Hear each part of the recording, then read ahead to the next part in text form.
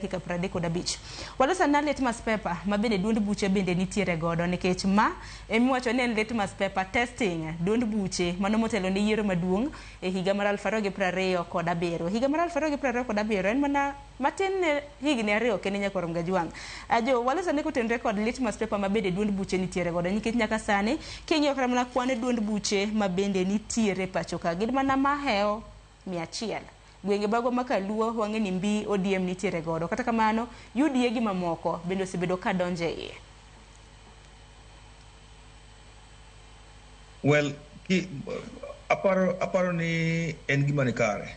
Ng'ato ka ng'ato nyaka bed gi dalagi.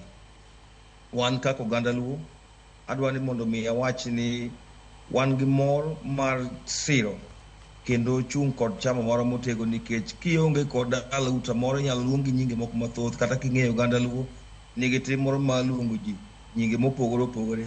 For example, kinyathi ma kata samoro no obigo inyalo luongi nyinge mopogore opogore iwinjo. Omiyo adwa ni mondo awach ni as far as litmus paper is concerned, wan marwa mwatemo godo wipi en chama mar ODM.